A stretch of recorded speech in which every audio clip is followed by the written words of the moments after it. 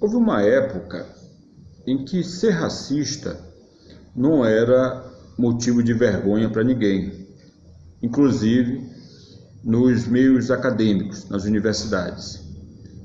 Pelo contrário, o ser racista, em determinado momento da história, era o padrão das universidades da Europa e dos Estados Unidos e também no Brasil.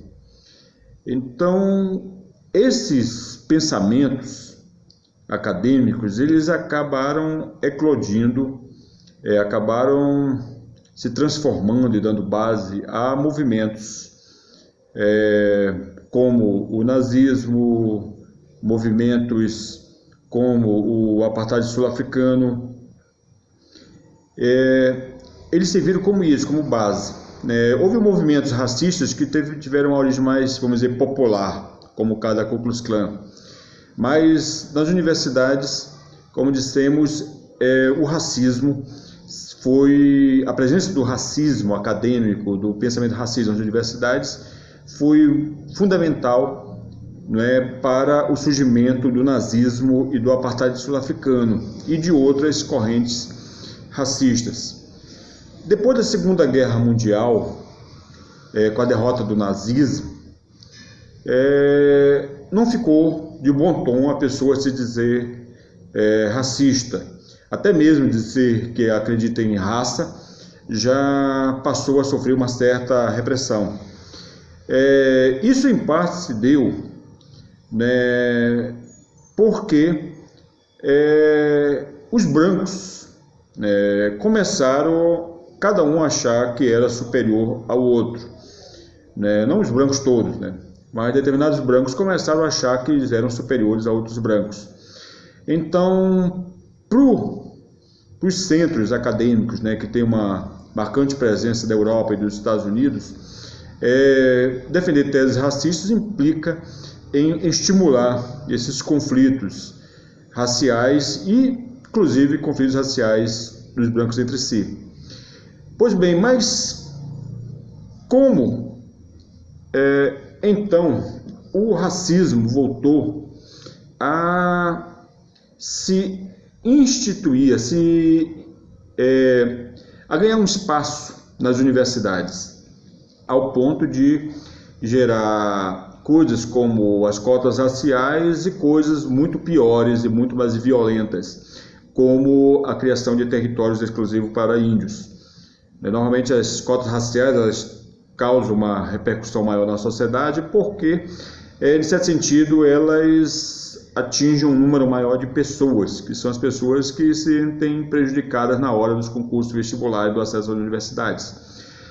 E, enquanto isso, as criações de territórios exclusivos para índios, às vezes, recebem até um grande apoio, inclusive de pessoas que são contra cotas raciais.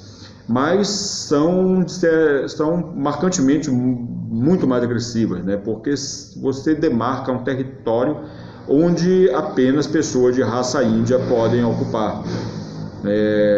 Está lá a marcação, está lá para firmar aquilo, é chamado força policial, é chamado exército, violência, agressividade, famílias, mulheres, crianças são jogadas literalmente na rua, passam miséria, são jogados na miséria, pelo indigenismo, mas isso normalmente não tem tido uma aceitação maior na nossa sociedade brasileira do que as cotas raciais, apesar do indigenismo ser muitíssimo mais violento nesse aspecto do que o negrismo que orienta as cotas raciais.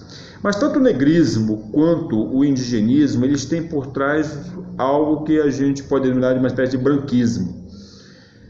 Porque quando a gente pensa em racismo branco, a pessoa pensa logo em nazismo, pensa logo em apartheid sul-africano. Mas o racismo branco pode se dar de uma forma mais sutil. E ele é capaz de criar novos discursos para defender aquilo que todo racismo, no fundo, defende, que é evitar a mestiçagem, evitar a miscigenação, mistura de raças, e evitar o sincretismo e a integração. Então, qual é a forma que normalmente os racistas encontraram depois da Segunda Guerra Mundial para ir implantando o racismo sem chamar a atenção e tentando se livrar da pecha de serem identificados como racistas? O lindo discurso da diversidade, da valorização da diversidade. E um desses ideólogos foi um francês que esteve no Brasil, chamado Lévi-Strauss, né, que foi professor na Universidade de São Paulo e influenciou pensadores como Florestan Fernandes, Fernando Henrique Cardoso, né, e outros que herdaram dele direto ou indiretamente. E até hoje em dia, nas academias de antropologia, ele tem uma presença muito grande. Antes, no Brasil, havia uma inibição a essa questão de se identificar como contrário à mestiçagem, né? Quer dizer, isso, principalmente depois do pensamento de Gilberto Freire, né? Depois de estar sendo bem firmada na sociedade brasileira a ideia de que nós somos uma nação mestiça. Mas, com o tempo, eles foram ganhando confiança, esses grupos foram ganhando confiança ao ponto de chegar a obras como essa publicação da Universidade Federal de São Carlos, um documento chamado Dossiê contra Mestiçagens Ameríndias e Afro-Americanas. Ele tem uma introdução aqui assinada por Francisco Pazzarelli, Júlia Salma, Maria Belém Irose. São diversos artigos que vão nessa linha de oposição à mestiçagem. Obviamente, elas não vão dizer, olha, eu sou contra a mestiçagem, que eu quero preservar a raça branca, que eu quero preservar a raça negra, porque eu quero a raça preta, porque eu quero preservar a raça branca. Não soa muito bem. Não soa muito bem. Agora, um discurso acadêmico, ele pode vir recheado de termos muito bonitos, né, mas que também são contrários na prática à mestiçagem. Quer dizer, então nós mestiços somos discriminados na lei e temos também sido discriminados nos meios acadêmicos. E pior, que isso é sustentado com os nossos impostos. Nós pagamos impostos, que esse imposto é usado para pagar a iluminação, a compra de carteiras, né, a manutenção dos prédios, o vigia, o salário dos professores, inclusive no período em que eles ficam em greve sem estar trabalhando, né, nós pagamos isso do nosso trabalho, nós, os mestiços brasileiros e os demais cidadãos brasileiros, para depois eles pegarem o nosso dinheiro e fazerem documentos como essa peça aqui da Universidade de São Carlos, contra mestiçagens ameríndias e afro-americanas. Bem, na introdução, mostra um exemplo da introdução do documento, mostra bem o tipo de discurso e como um discurso contrário à mestiçagem, como um discurso contrário à mistura, né, de raças, mistura de etnias, sincretismo, unificação étnica, né, pode vir colocado de uma forma muito bonita, de uma forma muito elegante. Coloca aqui, no início do texto aqui da apresentação, aparece o seguinte discurso: oferecemos aqui a estabilização momentânea de um movimento coletivo.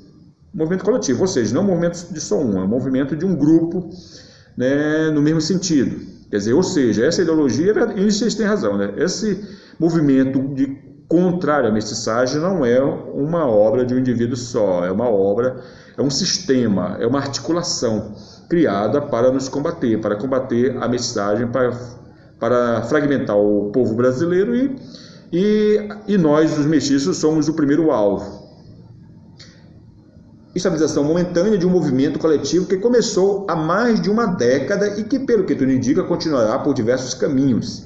Em sua diversidade e, ao mesmo tempo, nos fluxos comuns que perpassam todos os trabalhos de forma transversal, observam como a linguagem é sofisticada.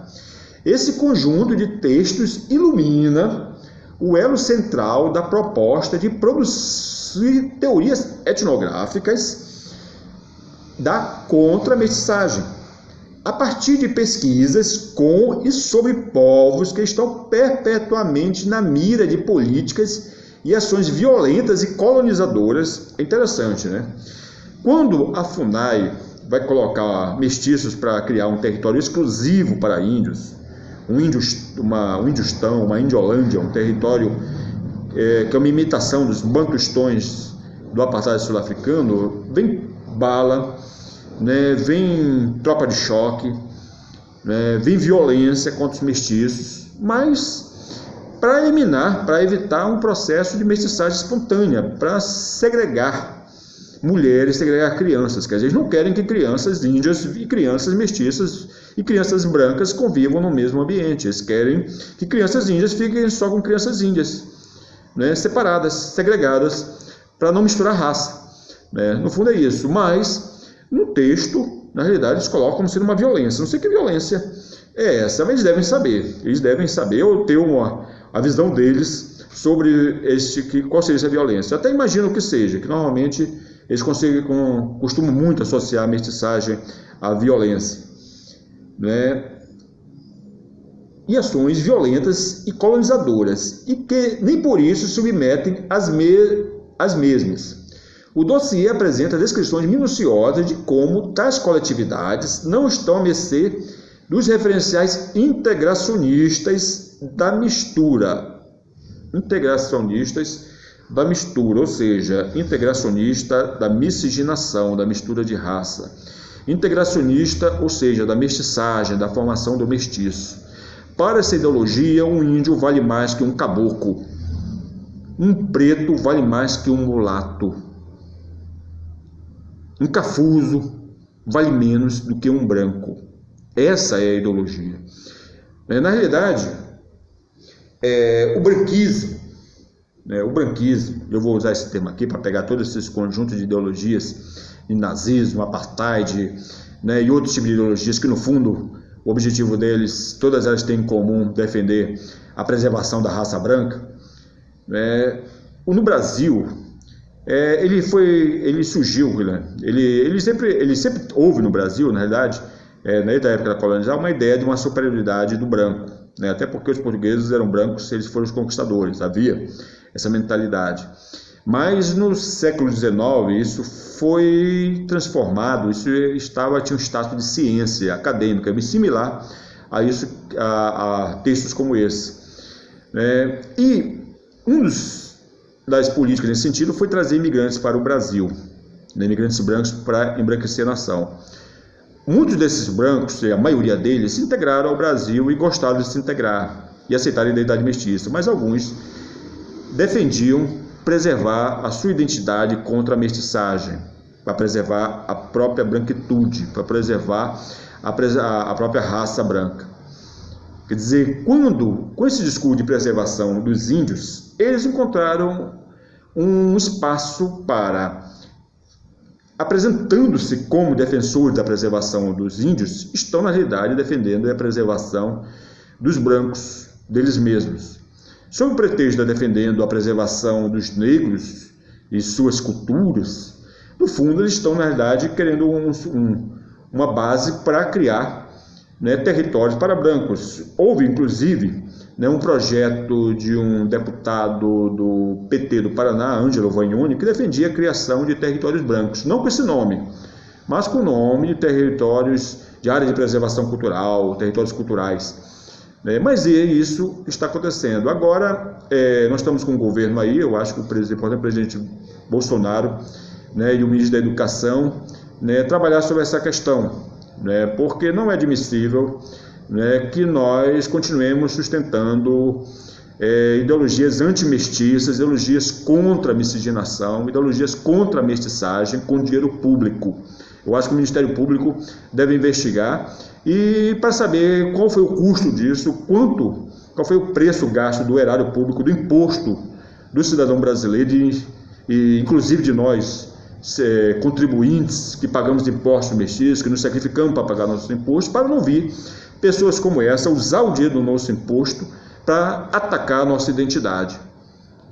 Meu sonho que um dia esse tipo de ideologia esteja superada, que isso seja apenas um elemento triste da história do Brasil.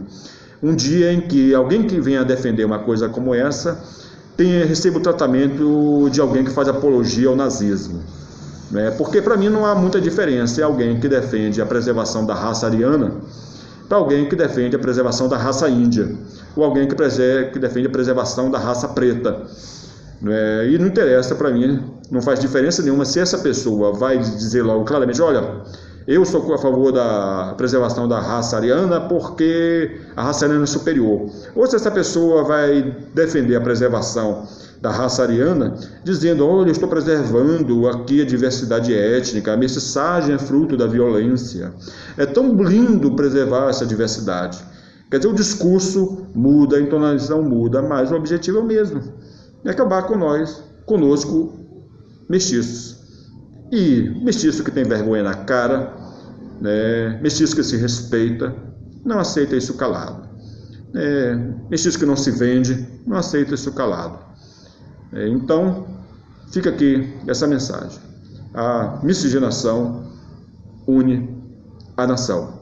E a nação brasileira é uma nação mestiça.